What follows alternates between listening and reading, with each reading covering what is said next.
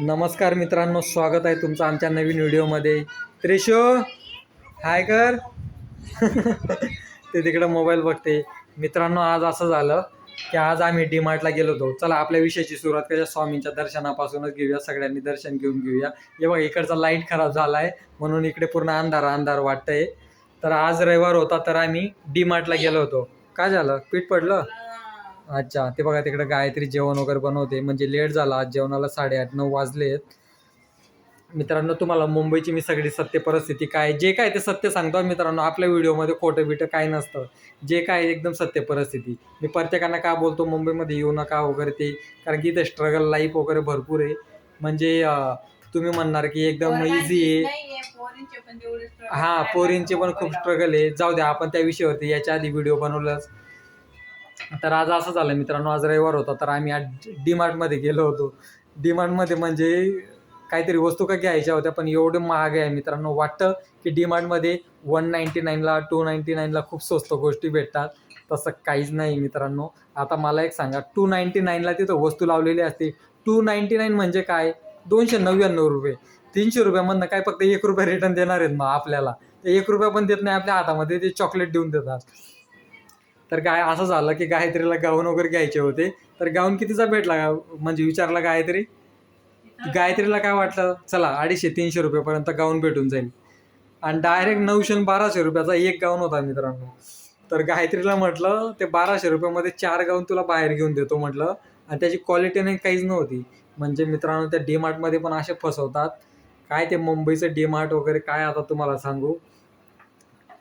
म्हणजे तिथं फक्त फक्त असे ऑफरच लावलेले असतात. येतात 199, 299, 150. म्हणजे ना आपण ना तिथं कसे भरपूर वस्तू का लावलेल्या असतात. आणि बायांचं काय, ही वस्तू घे ती वस्तू घे. आणि जेव्हा ते बिलिंगसाठी येतात तेव्हा डायरेक्ट 2,500 आणि 3,000 रुपये होऊन जातात मित्रांनो. कारण की का, 49ची वस्तू आहे, 39ची वस्तू आहे, 199ची वस्तू आहे. म्हणून आपण घेतच राहतो डायरेक्ट. आणि जेव्हा ते पूर्ण ऑल वस्तूंचे आपण बिल बनवतो तेव्हा डायरेक्ट 3,000 आणि 3,500 रुपयाचं होऊन जातं. आता मुलगीसाठी मी शूज घेतलेत. 299चे शूज होते. 299 म्हणजे किती, 300 रुपयाचे शूज ना मित्रांनो. तो म्हणजे लोकांना बघा ना कसे फसवतात ते. म्हणजे ऑफर देऊन फसवतात डायरेक्ट. 299, 199 असं काही सांगतात. चला आपल्या विषयाची सुरुवात तर करू जे आपण. आता आम्ही रविवारचं कुठे गेलो होतो बाहेर वगैरे फिरायला, तर ते तुम्हाला सांगितलंच मी. आता गायत्री इकडे जेवण बनवते. गायत्री, मी आता काही दिवसापूर्वी न्यूज बघितली की आपल्या मुंबईमध्येच ना, म्हणजे त्या बाईने तिच्या बॉयफ्रेंडला घेऊन तिच्या नवऱ्याला रात्री मारून टाकलं. आणि घरामध्ये जी 3 लाद्या असतात ना त्या काढून घेतल्यात आणि तिथंच त्या नवऱ्याला गाडून दिलं त्या खड्ड्यामध्ये. आणि तिने लाद्या वगैरे आणून ठेवल्या होत्या. दुसऱ्या दिवशी मिस्त्रीला बोलून वगैरे ना तिथं लगेच त्या 3 लाद्या बसून दिल्या तिच्या बॉयफ्रेंडला घेऊनच. बॉयफ्रेंड तर लगेच तिथून निघून गेला. म्हणजे त्याच्यानंतर त्या नवरा, म्हणजे तिचा जो नवरा होता ना, तिचा जो दीर होता ना, तो आला घरी की भाऊ कुठे आहेत. मग ती नेहमी सांगायला लागली की ते कामाला गेलेत. 1 दिवस झाले, 2 दिवस झाले, असे करता करता 8 दिवस झालेत. पण तो बोलतो की एवढे भाऊ कुठे जात नाही म्हणे कामाला, असं तसं असं विचार करायला लागला तो. मग त्याने शेवटी पोलीस कंप्लेंट केली. मग पोलीस वगैरे घरी आले, चौकशी वगैरे सुरुवात झाली. मग त्यांना त्या ज्या लाद्या कशा त्या नवीन होत्या ना, 3 लाद्या, त्या पोलिसांना थोडा संशय आला. बोलते 3 लाद्या कशाला बसवल्यात. मग ती सगळे इकडचं तिकडचं उत्तर द्यायला लागली. मग फायनली पोलिसांना संशय आला, त्या लाद्या काढल्यात. तर तिथं त्या माणसाची बॉडी सापडली. म्हणजे विचार कर गायत्री, आज परिस्थिती काय झाली. विचार कर, काय लग्न नाही करायचं होतं बिचाराला, त्याचा संसार काढून बघ ना. हा, तिला जर द्यायचं ना, त्याला सांगून द्यायचं ना. हा, त्याला मारायची काय गरज होती. जर तिचं जर बिचाराला दुसरी कुठेतरी. हा, मग तेच ना गायत्री, दुसरी मुलगी भेटली असते ना त्याला, आणि ती जर बॉयफ्रेंड बरोबर पळून गेली असते ना, त्याचा कशाला जीव घेतला हिने. सांगून द्यायला पाहिजे होतं ना त्याला. बरोबर, तो पण बिचारा एकुलता एकच असते ना. एकुलता एक असेल तेच. आता म्हणजे मित्रांनो, परिस्थिती आज अशी झालेली आहे की लग्न करायचं की नाही हा मोठा प्रश्न आहे. म्हणजे बघा ना मित्रांनो, आज डायरेक्ट म्हणजे तुम्ही पोरींनो आज नवऱ्याला मारतायत. नका मारू, नका कुणाचा जीव घेऊ. बघा ना, म्हणजे बघा ना, आज महाराष्ट्रामधल्या पण बऱ्याच 2-3 घटना झाल्यात या वर्षामध्ये. ती दिल्लीची घटना तर एवढी भयंकर होती. ते ड्रममध्ये तो बिचारा त्या लंडनहून आला होता तिच्यासाठी हा. की त्या पोरगी माझ्या बायकोचा बर्थडे आहे म्हणून. हा. आणि बड्डेच्या दिवशी त्या नवऱ्याला तिने मारून त्या निळ्या कलरच्या ड्रममध्ये भरून दिलं आणि वरून सिमेंट वगैरे टाकून दिलं. 2 का 2.5 वर्षाची म्हणे मुलगी होती त्याला. बघ गायत्री. आणि बॉयफ्रेंड एवढं त्याला जीव घ्यायला बोलवलं होतं. मुलींना आजकाल मुलींना झालं काय मला तेच समजत नाही. अरे आज मुलं पण एवढे वाईट नाही आहेत. आज इंजिनियर आणि पुण्याची पण न्यूज बघितली, बायकोच्या त्रासाला कंटाळून त्या माणसाने आत्महत्या करून घेतली गायत्री. म्हणून मित्रांनो बघा, तुम्हाला खरोखर हात जोडतो, पाया पडतो तुमचा. लग्न करणाऱ्यांना प्युअर अरेंज मॅरेज करा. लव्ह मॅरेजच्या भानगडीत पडा नको मित्रांनो. लव्ह मॅरेज हे 4 दिवसाचं चांगलं असतं. तुम्हाला नंतर जळालेली रोटी भेटायला लागली ना समजून जायचं की आपलं प्रेम कमी झालंय. लव्ह मॅरेजच्या भानगडीत अजिबात पडू नका मित्रांनो. कारण की कसं आहे जळून गेले. नाही आपलं नाही का, आपलं तर प्युअर अरेंज मॅरेज. कसं आहे मित्रांनो, लव्ह मॅरेजमध्ये ना ते दुरूनच डोंगर सुंदर दिसतो ना, तर त्या प्रकारचं असतं ते लव्ह मॅरेज. एकदा ते लव्ह मॅरेजवाले जवळ आलेत ना, सगळ्यांना सत्य परिस्थिती समजायला लागली ना, समजू म्हणजे लव्ह मॅरेजच्या भानगडीत नका पडू मित्रांनो. आपल्या महाराष्ट्राच्या पोरांना तरी मी हात जोडून सांगतोय, जे काय ते अरेंज मॅरेज करा तुम्ही. आणि ही पण मी गॅरंटी, म्हणजे कसं आहे, असं झालं आहे आता पोरगी भेटणं म्हणजे, चांगली पोरगी भेटणं म्हणजे ती पण एक नशिबाचीच गोष्ट झालेली आहे आज. म्हणजे असं नाही म्हणत की अरेंज मॅरेजमध्ये पण चांगलेच निघतील असं पण मी नाही सांगू शकत तुम्हाला. म्हणजे महाराष्ट्रामधल्या मी या 4-5 घटना बघितल्यात ना मित्रांनो, तर खूप वाईट वाटतं ते बघून की आज तुम्ही नवऱ्यांचा जीव घेतायत. तुम्हाला थोड्याफार गोष्टींचं काही वाटायला पाहिजे ना.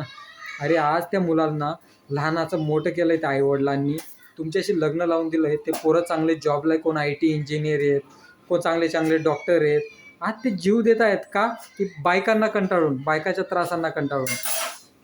माझ्या पण या महाराष्ट्रातील तमाम स्त्रियांना फक्त मला एकच म्हणायचं आहे, बहिणींनो, तुम्ही जेव्हा ते नवरे थकून दमून जेव्हा घरी येतात ना, त्यांना नका तुम्ही त्रास देऊ. कारण की ना ते 10 लोकांना तोंड देऊन येतात. कारण की ना बाहेर जगणं खूप मुश्किल असतं. म्हणजे बहिणींनो खरोखर सांगतो, बाहेर जगणं म्हणजे खूपच मुश्किल असतं. आज तुम्ही घरामध्ये जेवण वगैरे स्वयंपाक वगैरे बनवता ठीक आहे, आज तुम्ही पण घरामध्ये कष्टच करतात. पण बाहेर जेव्हा ते 10 लोकांना तोंड देऊन येतात ना, एवढं कष्ट करून जेव्हा घरी येतात ना, ते खूप थकलेले असतात. त्यांच्याशी खूप प्रेमाने बोला, त्यांना पाणी द्या, चहा द्या, असं काही ते प्रेमाने बोलला त्यांच्याशी. नाहीतर तुम्ही त्यांच्याशी झगडा करणार, मग तुमची आई अशी जे, तुमचे वडील असे जे. तुम्ही या गोष्टी नका, त्यांना एवढा त्रास नका देऊ त्यांना. कारण की ते मेंटलीच पहिली एवढे डिस्टर्ब झालेले असतात ना, संसाराचा पूर्ण भार असतो त्यांच्यावरती. संसाराचं जे गाडा असतं ना, ठीक आहे चाक तुम्ही आहे त्या गाड्याचं, पण जो काय गाड्याचा जो लोड आहे ना, ते सगळं त्यांच्याच अंगावरती असतो मित्रांनो. म्हणून महाराष्ट्रातील प्रत्येक स्त्रियांना माझं फक्त हेच म्हणणं आहे, नका नवऱ्याला नका त्रास देऊ तुम्ही. आज जे काही घर चालतंय ना, त्याच्या जीवावरती चालतंय. आज तुम्ही दिवाळी, आखाजी, परत आपलं रक्षाबंधन, या सगळ्या गोष्टींचा सण जो साजरा करतायत ना, आज त्या माणसामुळे साजरा करतायत तुम्ही. म्हणून त्या माणसाला नका त्रास देऊ तुम्ही. अरे बिचारा आज रात्रंदिवस कुणासाठी कष्ट करतोय सांगा ना, कुणासाठी? तुमच्यासाठी कष्ट करतोय ना, की माझी फॅमिली सुखात राहायला पाहिजे. बरोबर की नाही गायत्री?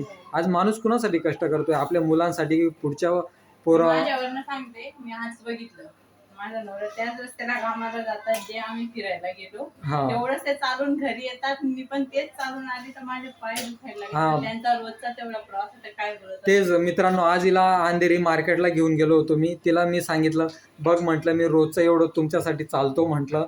माझा ऑफिसचा आज रस्ता आहे म्हटलं येण्या जाण्याचा. मला अर्धा 1 किलोमीटर 1.5 किलोमीटर चालत यायला लागलं बस डेपोपासून. या सगळ्या गोष्टी तिला दाखवल्यात. मग तिला आज जाणीव झाली की नाही तुम्ही खूप थकून येतात असं. तर महाराष्ट्रातील प्रत्येक स्त्रियांना हेच म्हणायचं आहे, नका त्या नवऱ्यांना नका त्रास देऊ. कारण की आज प्रत्येक गोष्ट ते मुलांचं फ्युचरचं विचार करतायत, ते मुलांचं फ्युचरची प्लॅनिंग करतायत. त्यांच्या डोक्यामध्ये ना बऱ्याच गोष्टी चालू असतात. आणि तुम्हाला खरोखर सांगतो, आज जे मुंबई पुण्यामध्ये जॉबला आहेत ना, त्यांना पण माझं हेच म्हणायचे, जे आज नवरा बायको दोघंजण राहतात घरामध्ये, प्रेमाने राहा मित्रांनो, प्रेमाने राहा. काहीच भांडणतंटा अजिबात करू नका जास्त. दोघं एकमेकांना समजून घ्या. बघा, भांडणतंटा करून काहीच सोल्युशन जास्त निघणार नाही आहे. एक तर डिवॉर्स होऊन जाणार, किंवा ती बायको तुम्हाला सोडून निघून जाणार, किंवा नवरा तुम्हाला सोडून निघून जाणार. तर याच गोष्टी होणार आहेत. कारण की कसं आहे, आज आपले आईवडील, आज मी स्वतःहून सांगतो, आज आपले आईवडील गावी असतात आणि आपण आज दोघं म्हणजे नवरा आणि बायको आणि आपले पोरं राहतात. आज मुंबई पुण्यासारख्या सिटीमध्ये राहतो. आपल्याला भरपूर गोष्टींचं टेन्शन असतं. कारण की आज जेव्हा ट्रॅव्हलिंग करतो, ऑफिसचं बॉसचं टेन्शन असतं. ट्रॅव्हलिंगमध्ये छोट्या मोठ्या कोणाबरोबर पण झगडे होत राहतात. त्याच प्रेशरने आपण घरी येतो. आणि तो राग आपण त्या घरच्यांवरती काढतो. मित्रांनो, तसं काहीच करू नका. आणि ज्या स्त्रिया आहेत त्यांना पण माझं एकच म्हणणं आहे, नवऱ्याला तुम्ही एकदम चांगली वागणूक द्या. काही नाही, बघा, ज्या घरामध्ये आपले भांडी आहेत ते वाजणारच आहेत. थोडंफार असं भांडण वगैरे झाली ना, ते आपलं घरामध्येच मिटून द्या. ते दरवाजाच्या बाहेर जाऊ देऊ नका. जे काय भांडण असेल ना, हे बघा मित्रांनो, आज कुणालाच काहीच घेणं देणं नाही आहे. जे आजूबाजूला लोक राहतात ना, ते तुमचे भांडणीची फक्त मजा बघणार ते. हां, लोकांना काय आहे, दुसऱ्यांचं कसं वाईट होईल ही आजकालची लोकांची स्थिती झाली बघण्याची. म्हणून ना, जे काही भांडणी तंटा होतात ना, ते आपल्या घरातच मिटून घ्या मित्रांनो. पण बाहेर अजिबात जाऊ देऊ नका. आणि एकमेकांचा जीव घेण्यापर्यंत एवढी तरी भांडण करू नका मित्रांनो. आयुष्य खूप सुंदर आहे मित्रांनो. एकदा जगून बघा. परमनंट इथं कुणीच राहायला आलं नाही आहे. एकदा तुम्ही फक्त जगून बघा. हे 100 वर्ष आयुष्य सोडून द्या. आजकाल फक्त 70-80 वर्षाचं आयुष्य राहिलेलं आहे. म्हणून चांगल्या प्रकारे जगा. टेन्शन मध्ये जातात. हां. 70-80 वर्ष कुठं हां, राहणार आहे तिच्या? बायांनो, मला फक्त प्रत्येक महाराष्ट्रातील प्रत्येक बायांना मला फक्त हेच म्हणायचं आहे, की आज माणसं खूप कष्ट करत आहेत. ते तुमच्यासाठी असं नाही म्हणत की मुली नाही कष्ट करत आहेत, मुली पण कष्ट करत आहेत. तर मित्रांनो, तुम्ही पण त्यांना समजून घ्या.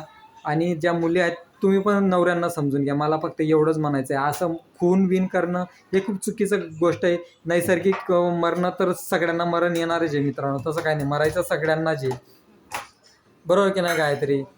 पण मला फक्त एवढंच म्हणायचं आहे, कुणालाच काय त्रास देऊ नका. आपापलं चांगल्या प्रकारे जीवन जगा. फक्त नवऱ्यांना असं म्हणजे वाईट बोलू नका त्यांना. आज तुमच्यासाठी ते सगळं संसाराचा भार उचलत आहेत. त्याच्यासाठी त्यांच्याशी प्रेमाने वागा. सकाळी जाताना व्यवस्थित त्यांना टिफिन वगैरे बनवून द्या. परत तुम्हाला महिन्यातनं 1-2 वेळा कुठे बाहेर जेवणाला जायचं तर बाहेर जेवणाला जा तुम्ही. पण असं त्यांना एकदम त्रास नका देऊ. मग तुमची आपली तुमची आई अशी जे, मग तुमचा भाऊ असा जे, मला त्यांच्याबरोबर नाही राहायचं आहे, मग आपण सेपरेट राहू. या गोष्टींचा मित्रांनो विचार करू नका. तुम्हाला सिरियस सांगतो, मुंबईच्या पोरींची हीच परिस्थिती झाली की त्यांना सासू सासरेच नको पाहिजेत. मित्रांनो, अशी परिस्थिती झाली ना, त्यांना सासू सासरे नको पाहिजे. आम्हाला एकटं राहायचं आहे. अरे सांगा ना, एकटं राहून काय जगणार आहेत का तुम्ही? एकटं कशाला पाहिजे तुम्हाला? आज सासू सासरे घरात राहतील तर तुमचा संसार एकदम चांगला होईल मित्रांनो. सासू सासऱ्यांना अजिबात वेगळं काही ठेवू नका. ठीक आहे, ज्यांच्या गावी आहेत आपले सासू सासरे त्यांच्यासाठी ठीक आहे. अरे पण जे मुंबईमधले असून पण तुम्ही सासू सासऱ्यांपासून वेगळे राहतात, त्याला काय जगून मग अर्थच नाही ना तुमचा. मग सासू सासऱ्यांना तुम्ही वेगळे ठेवतायत, मुंबईतच आणि तुम्ही वेगळ्या फ्लॅटमध्ये राहतायत. मग याला काय अर्थ आहे का? बरोबर की नाही गायत्री? मित्रांनो, पाया पडतो तुमचा. आयुष्य खूप सुंदर आहे. एकदा खरोखर जगून बघा तुम्ही. चला, भेटू आपण पुढच्या व्हिडिओमध्ये. बऱ्याच गोष्टी बोलायच्या आहेत आपल्याला, पण हा व्हिडिओ जरा जास्त लाँग होतोय. आपण पुढच्या व्हिडिओमध्ये बोलूया आपण. चल, बाय बाय कर गायत्री. Bye bye. चला, बाय बाय मित्रांनो.